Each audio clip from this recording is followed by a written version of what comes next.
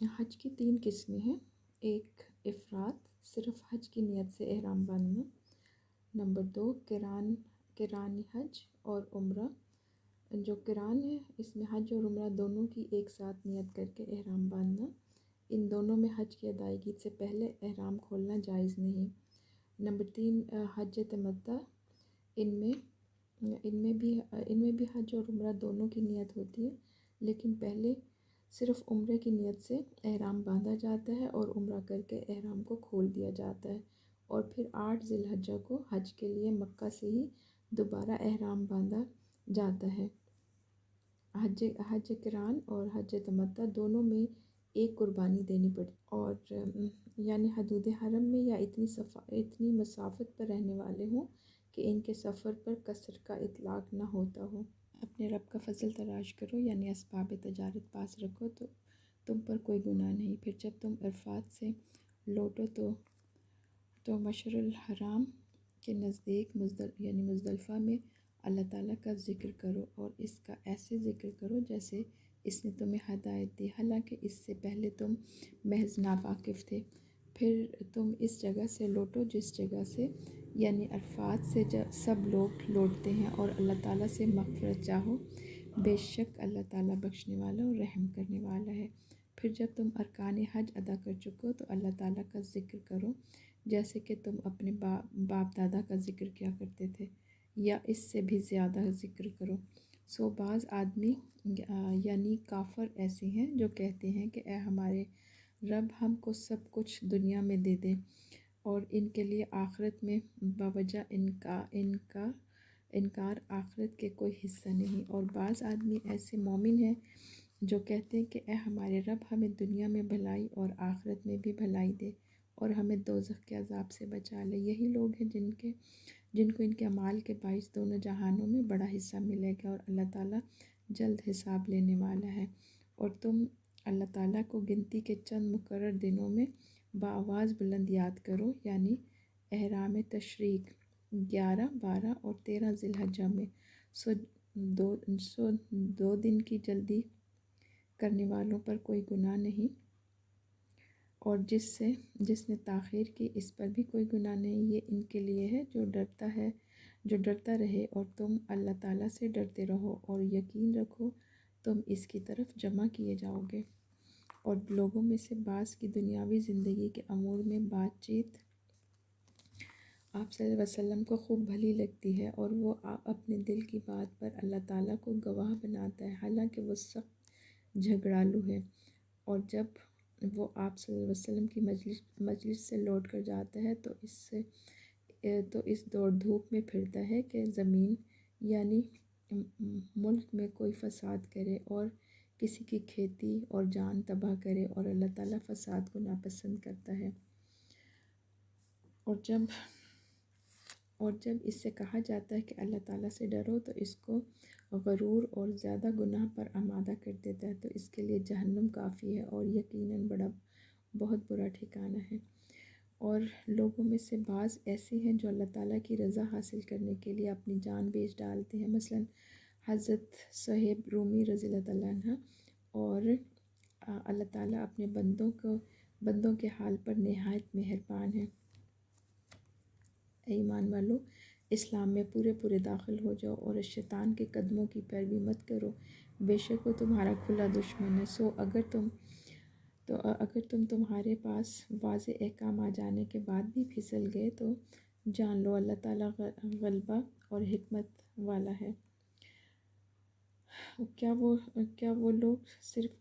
اس امر کا انتظار کر رہے ہیں کہ ان کے پاس خود اللہ تعالیٰ بادل کے سائبانوں میں آئے اور فرشتے بھی، اور فیصلہ چکائے یعنی قیامت برپا ہو، تب وہ ایمان لائیں گے؟ اور وہ ایمان قبول ہی نہیں، اور جزا و سزا کے سارے مقدمات اللہ تعالیٰ ہی کی طرف لوٹیں گے۔ بنی اسرائیل سے پوچھو، ہم نے انہیں یعنی ان کے بزرگوں کو کتنی روشن نشانیاں دیں، جو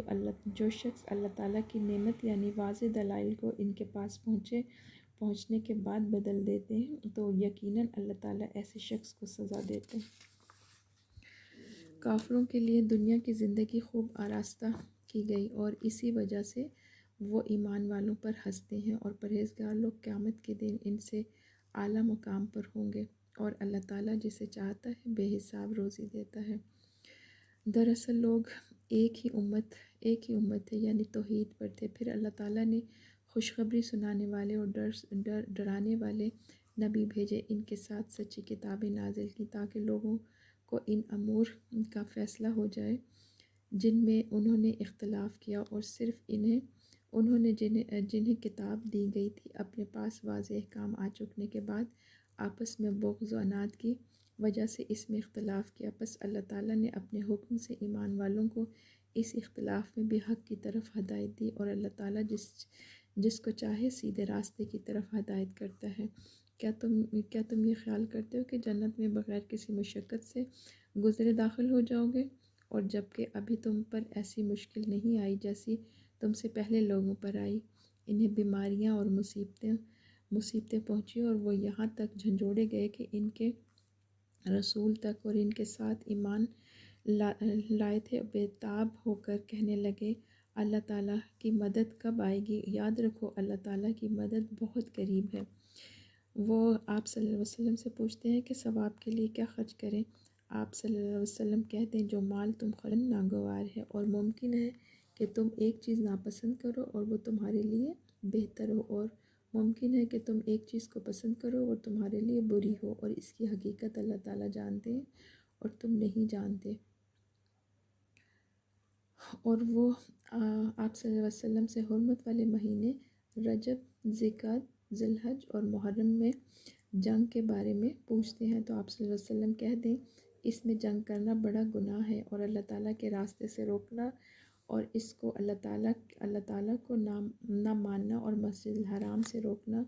اور مسجد الحرام کے لوگوں کو وہاں سے نکالنا اللہ تعالیٰ کے نزدیک اس سے بھی بڑا گناہ ہے، اور فتنہ یعنی کفر و شرک، قتل سے بھی بڑا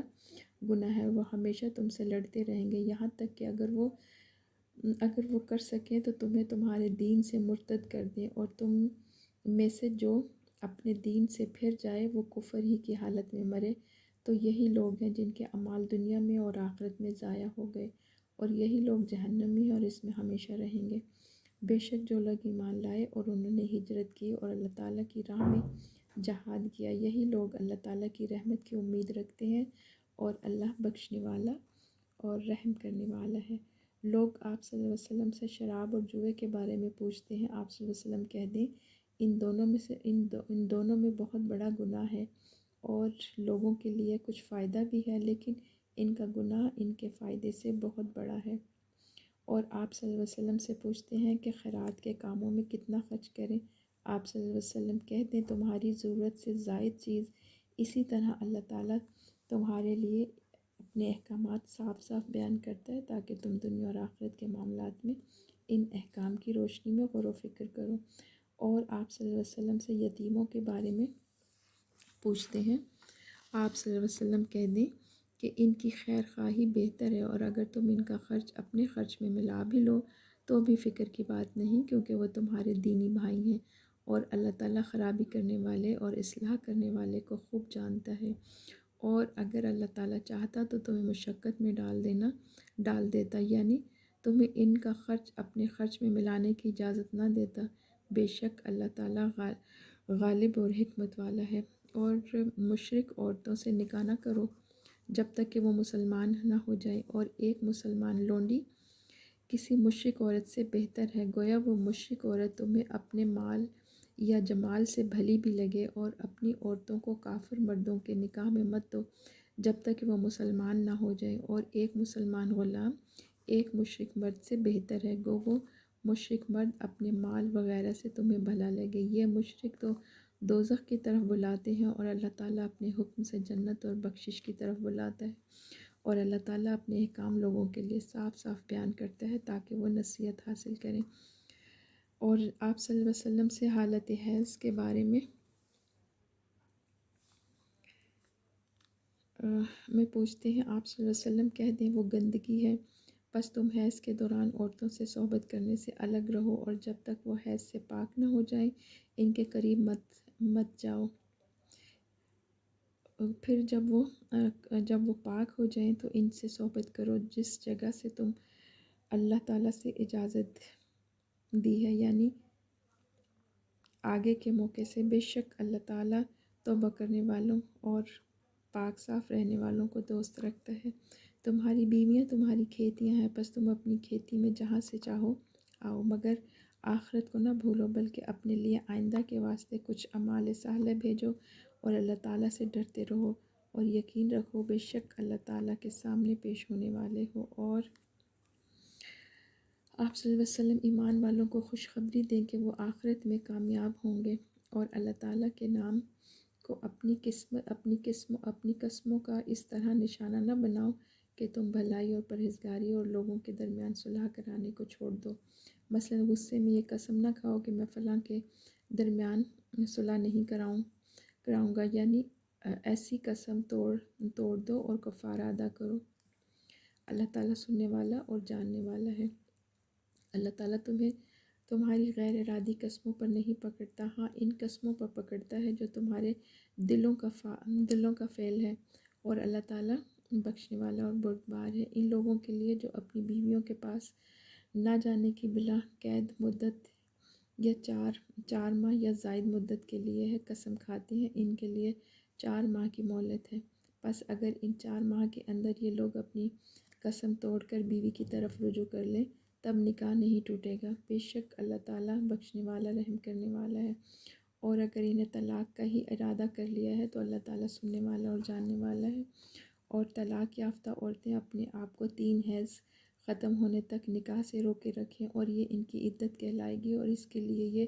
جائز نہیں کہ جو اللہ تعالیٰ نے ان کے رحموں میں پیدا کیا وہ اسے چھپائیں۔ اگر وہ اللہ تعالیٰ پر اور یوم آخرت پر ایمان رکھتی ہیں، ان کے خاوند اس مدت میں انہیں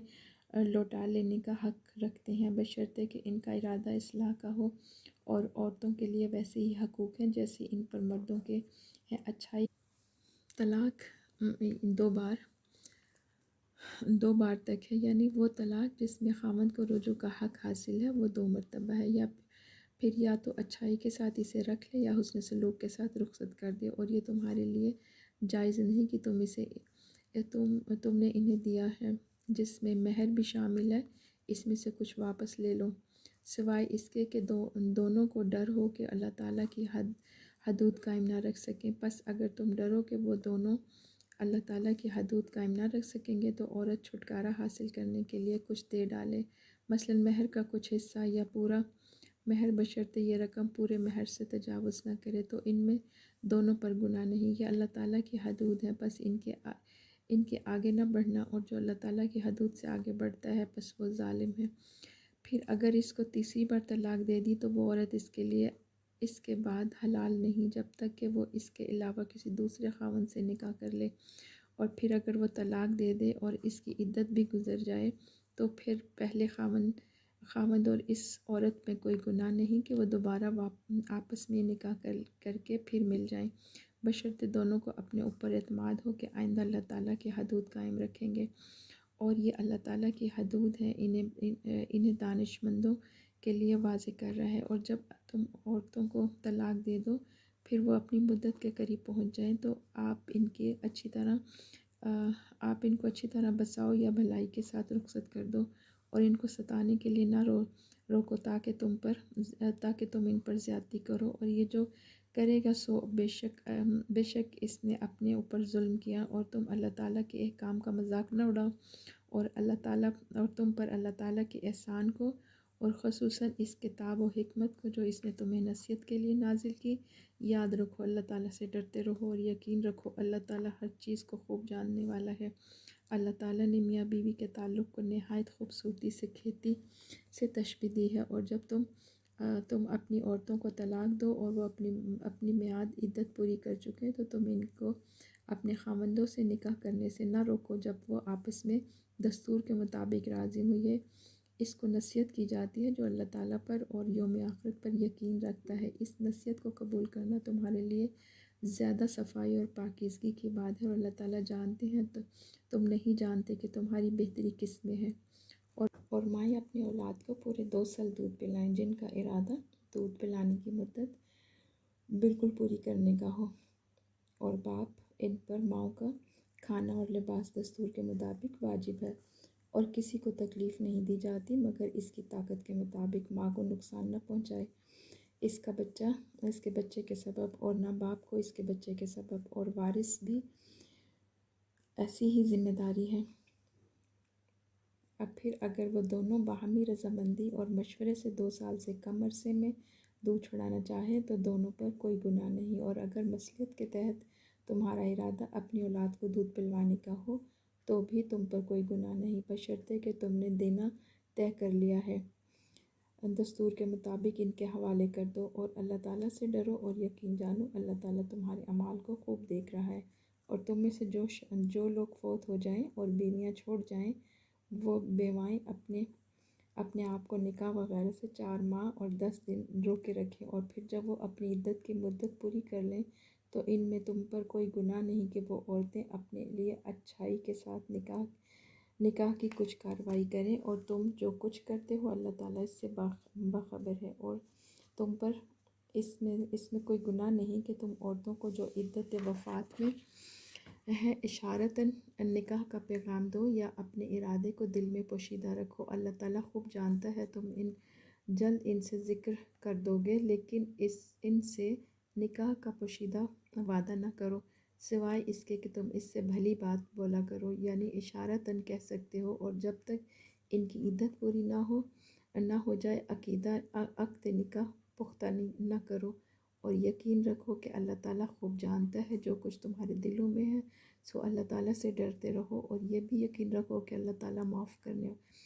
भी करने वाला है और हलीम भी है। और तुम पर कोई गुनाह नहीं अगर तुम औरतों को बग़ैर हाथ लगाए और बग़ैर महर मुकर्रर किए तलाक दे दो, लेकिन इनको कुछ ना कुछ फ़ायदा पहुँचाओ। खुशहाली अपनी हकीकत के मुताबिक और तंगदस्ती अपनी हैसियत के मुताबिक खर्च करे, यानी तंगदस्त अपनी हैसियत के मुताबिक खर्च करे, दस्तूर के मुताबिक देना नेकोकारों पर लाजिम है। और अगर तुम इसमें अल्लाह ताला कह रही है कि तुम पर कोई गुनाह नहीं कि तुम औरतों को बग़ैर हाथ लगाए और बग़ैर महर मुकर्रर के किए तलाक दे दो, लेकिन इनको कुछ ना कुछ फ़ायदा पहुँचाओ, यानी खुशहाल शख्स अपनी हैसियत के मुताबिक और तंगदस्त शख्स अपनी हैसियत के मुताबिक खर्च दे। दस्तूर के मुताबिक देना जो है वो लाजिम है, और ये नेकीकारों पर नेक लोगों पर लाजिम है। यकीनन नेक लोग ही इस पर अमल करेंगे। और अगर तुम इन्हें बग़ैर हाथ लगाए तलाक दो जबकि तुम इनके लिए महर मुकर्रर कर चुके हो, तो जो तुमने मुकर्रर किया इसका निस्फ़ आधा दे दो, सिवाय इसके कि वो माफ़ कर दें या वो वारिस माफ़ कर दे जिसके हाथ में अक़्द निकाह है। और तुम्हारा अपने हकूक़ को माफ़ कर देना ये बनिस्बत वसूल करने के तक़वा से ज़्यादा करीब है। और बाहम एहसान करना ना भूलो, यकीनन अल्लाह ताला तुम्हारे अमाल को देख रहा है। तुम नमाज़ों की हिफाजत करो, ख़ुसूसन दरमियानी नमाज की यानी असर की नमाज की, और अल्लाह ताला के लिए अदब से खड़े रहा करो। फिर अगर तुम्हें किसी दुश्मन वगैरह का डर हो तो खड़े खड़े या सवारी पर या चढ़े पढ़ लिया करो। फिर जब तुमको बिल्कुल इत्मीनान हो जाए तो तुम इस तरीके से नमाज अदा करो जो तुमको इत्मीनान की हालत में सिखाई है, जिसका तुम पहले से जानते हो। और जो लोग तुम में से वफ़ात पा जाएं और बीवियां छोड़ जाएं, इनके लिए लाजिम है कि अपनी बीवियों के लिए 1 साल तक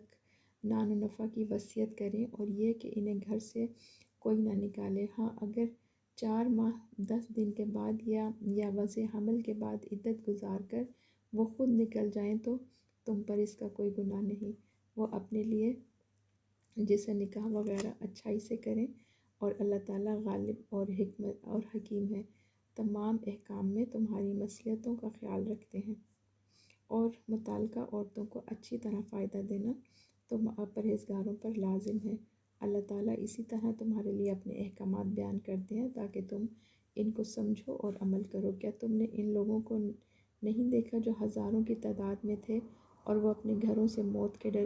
डर से निकले? सो अल्लाह ताला ने इन्हें कहा मर जाओ, वो सब मर गए, फिर इन्हें ज़िंदा किया। بے شک اللہ تعالیٰ لوگوں کے حال پر بڑا فضل کرنے والا ہے، مگر اکثر لوگ شکر نہیں کرتے۔ اور اس واقعے پر غور کرو کہ اللہ تعالیٰ کی راہ میں قتال کرو اور یقین رکھو اللہ تعالیٰ خوب سننے والا ہے اور خوب جاننے والا ہے۔ جہاد کے بارے میں تمہاری باتیں سنتے ہیں اور ہر ایک کی نیت جانتے ہیں۔ کون ہے جو اللہ کو جانی قربانی کی طرح مالی قربانی اچھے قرض کے طور پر دے، پھر اللہ تعالیٰ اسے کئی گنا بڑھا چڑھا کر عطا کریں گے، اور اللہ تعالیٰ تنگی میں بھی دیتا ہے اور فراغی میں بھی دیتا ہے۔ اللہ تعالیٰ تنگی بھی دیتا ہے اور فراغی بھی دیتا ہے، اور تم مرنے کے بعد اسی کی طرف لوٹائے جاؤ گے۔ کیا تم نے حضرت موسیٰ علیہ السلام کے بعد والی بنی اسرائیل کی جماعت کو نہیں دیکھا؟ ان پر کافر جالوت غالب آ چکا تھا، جبکہ ان لوگوں نے اپنے ایک نبی حضرت شمعون علیہ السلام سے کہا تھا کہ ہمارے لیے ایک بادشاہ مقرر کر دیں تاکہ ہم اللہ تعالیٰ کی راہ میں جالوت سے جہاد کریں۔ نبی نے کہا عین ممکن ہے کہ جہاد فرض ہو جانے کے بعد تم جہاد نہ کرو۔ انہوں نے کہا یہ کیسے ہو سکتا ہے، ہم اللہ تعالیٰ کی راہ میں جہاد نہ کریں جبکہ ہم اپنے گھروں سے اور اپنی اولاد سے نکالے گئے ہیں۔ پھر جب ان پر جہاد فرض کیا گیا تو ان میں سے ایک کے سوا سب پھر گئے، اور اللہ تعالیٰ ظالموں کو خوب جانتا ہے۔ اور انہیں ان کے نبی نے کہا اللہ تعالیٰ نے تمہارے لیے طالوت کو بادشاہ مقرر کیا، تو وہ کہنے لگے بھلا اس کی ہم حکمرانی ہم پر کیسے ہو سکتی ہے، بلکہ ہم اس سے زیادہ حکمرانی کے حقدار ہیں، اور ان کو کچھ مالی وسعت بھی نہیں دی گئی۔ ان کے نبی نے کہا اول تو بے شک اللہ تعالیٰ نے اسے تم پر چن لیا، اور دوسرے اسے علمی اور جسمانی برتری بھی عطا کی ہے، اور تیسرے اللہ تعالیٰ مالک الملک ہے،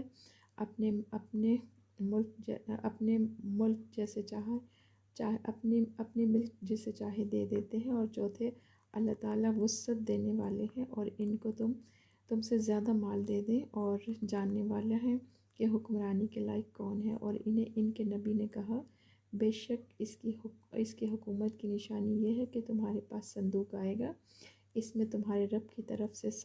سامان تسکین ہے اور کچھ بچی ہوئی چیزیں ہیں جن کو حضرت موسیٰ علیہ السلام اور حضرت ہارون علیہ السلام چھوڑ گئے تھے، یعنی ان کے کپڑے وغیرہ۔ اس صندوق کو فرشتے اٹھا لائیں گے، بے شک اس میں تمہارے لیے پوری نشانی ہے اگر تم ایمان والے ہو۔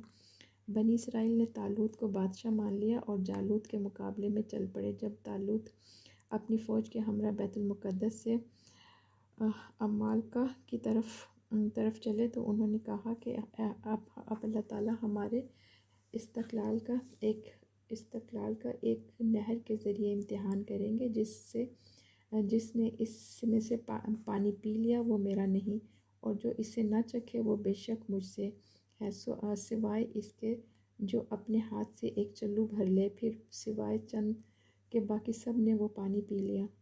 پس جب جالوت جو اس کے ساتھ ایمان لائے تھے اس نہر کے پار ہو گئے تو لوگوں نے کہا